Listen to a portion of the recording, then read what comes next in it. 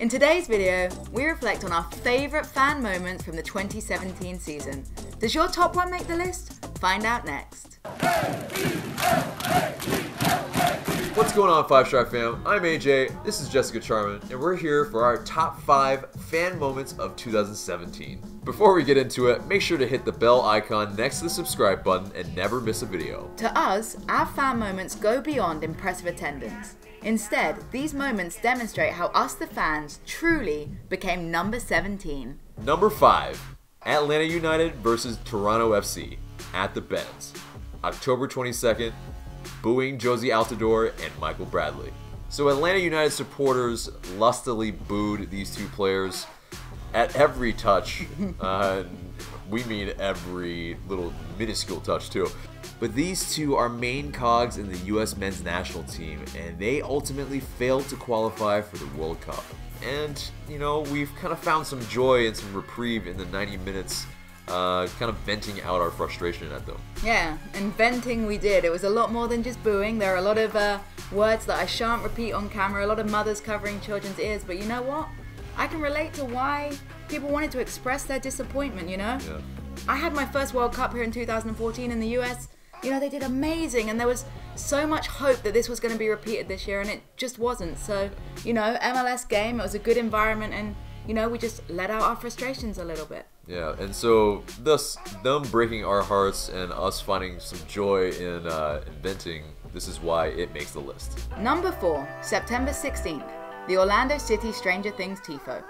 So for those of you that don't remember, this tifo featured 11 from Stranger Things in an Atlanta United shirt at the top in the playoffs. And of course Orlando City right in the bottom in the bad place. Yeah, and it was a great tifo. You know, the reference to the Atlanta Made show, it's a huge hit on Netflix. You know, it was just a great idea from our supporters groups. They did such a great job, and it was huge. They suspended it from the rafters. Amazing job. And it was a really nice dig to Orlando City.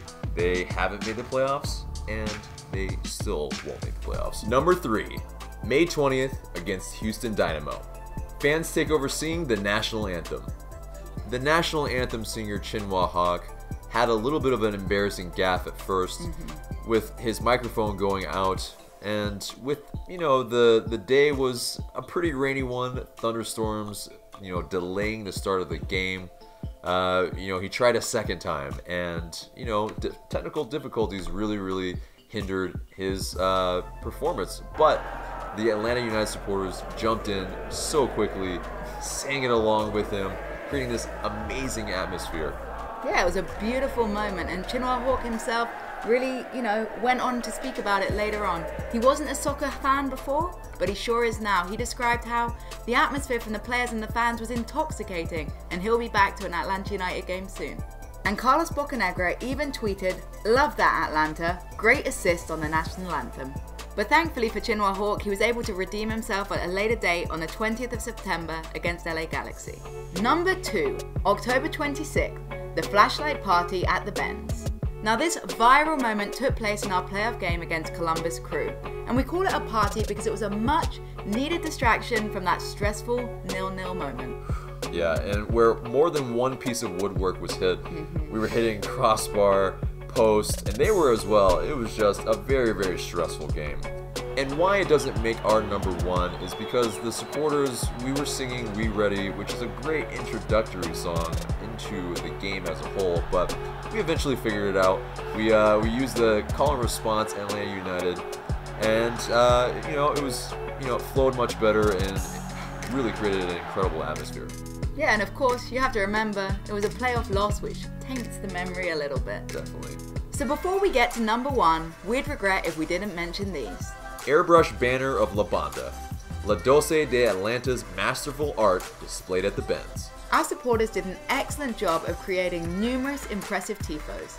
Some of our favorites included The Peach is Greater Than the Apple, Give Racism the Red Card, the Atlanta TV show inspired tifo featuring our DPs, and of course, the Uncle Sam Arthur tifo, I Want You to Unite and Conquer. And finally, number 1, fan charity work that gave back to the community.